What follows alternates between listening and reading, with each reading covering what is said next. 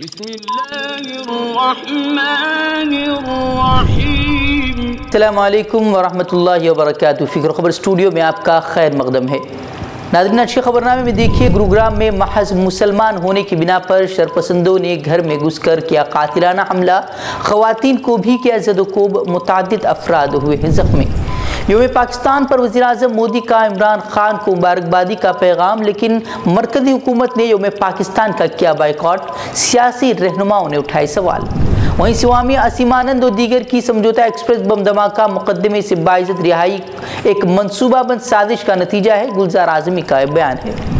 مرکزی حکومت نے یاسین ملک کی تنظیم JKLF پر پابندی لگا دی ہے۔ نیوزی لینڈ پولیس نے کرائسٹ چرچ کی مسجدیں مسلمانوں کو سونپ دی۔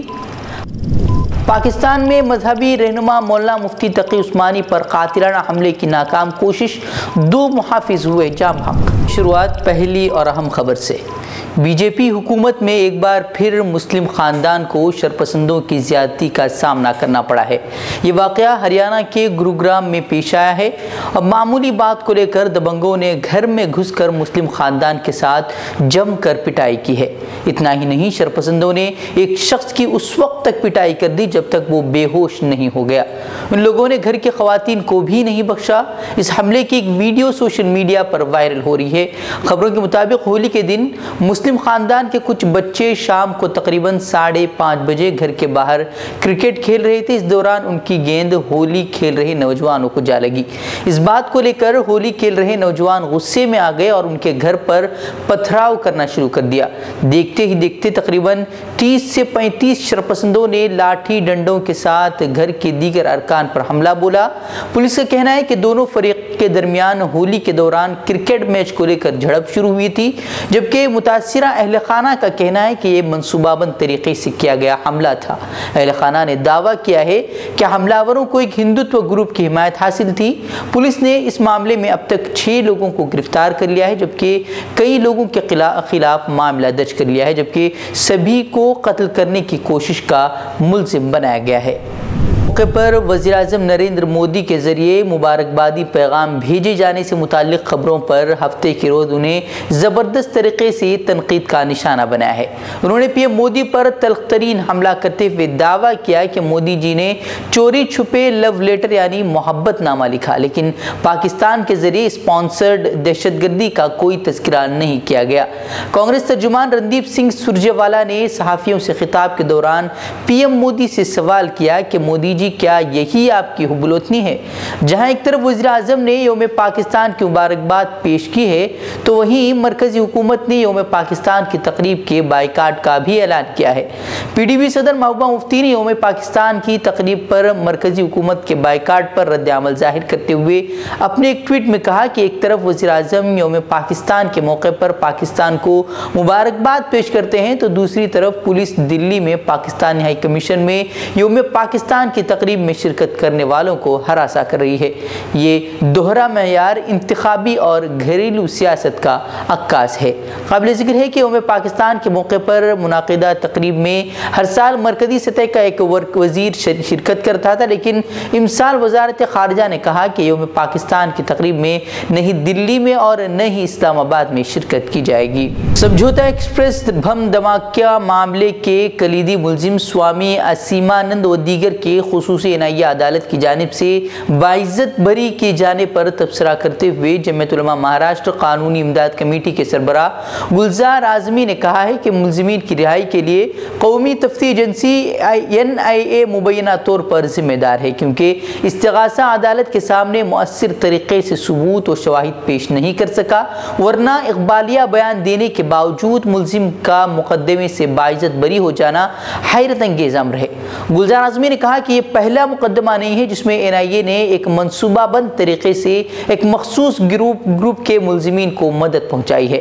مالیگاؤں 2008 بم دھماکہ معاملہ، مکہ مسجد بم دھماکہ معاملہ، جالنا پرنا مسجد بم دھماکہ و دیگر اس کی تازہ مثالیں ہیں جہاں پر عدالت نے ناکافی ثبوت و شواہد کی بنیاد پر بھگوا ملزمین کو مقدمے سے باعزت بری کر دیا۔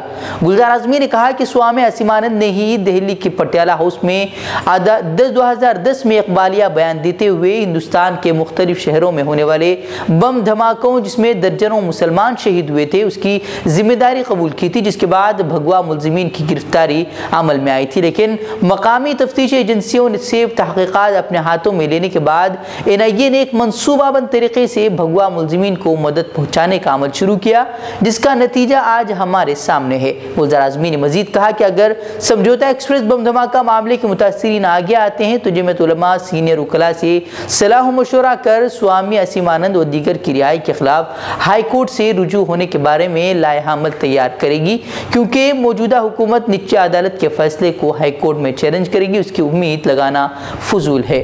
لبریشن فرنٹ کو ریاست میں علیحدگی پسند سرگرمیوں کو فروغ دینے میں مبینہ کردار ادا کرنے پر پابندی عائد کر دی ہے۔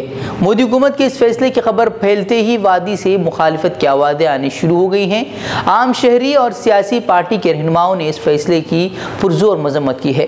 علیحدگی پسند رہنما محمد یاسین ملک کی نمائندگی والی تنظیم جموں کشمیر لبریشن فرنٹ پر مرکزی سرکار نے جمعے کے روز پابندی عائد کر دی ہے۔ واضح ہے کہ جماعت اسلامی جموں کشمیر کے بعد یہ دوسری سیاسی جماعت ہے جس پر مرکز کی جانب سے پابندی عائد کی گئی ہے۔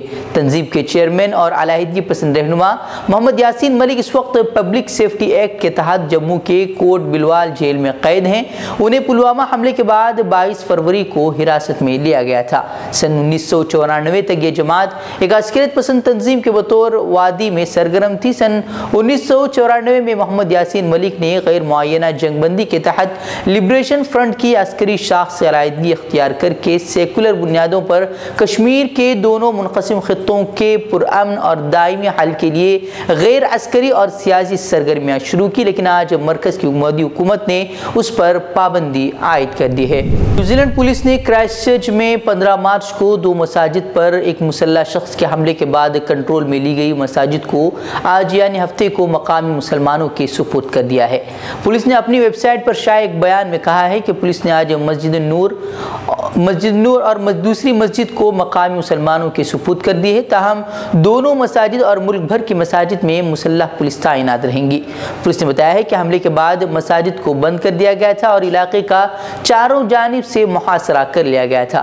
بعد میں محاصرے کو کم کیا گیا اور علاقے کی جانب جانے والی سڑکوں کو ٹریفک کے لیے دوبارہ کھول دیا گیا ہے۔ قابل ذکر ہے کہ گزشتہ ہفتے کرائسٹ چرچ کی 2 مساجد میں ایک مسلح شخص نے حملہ کر 50 افراد کو شہید کر دیا تھا۔ اس واقعے میں بہت سے لوگ زخمی بھی ہو گئے تھے۔ کراچی کے علاقے میں جمعے کو مذہبی رہنما مولانا مفتی تقی عثمانی پر نامعلوم مسلح افراد نے قاتلانہ حملہ کیا تھا، لیکن وہ اپنے مقصد میں کامیاب نہ ہو سکے۔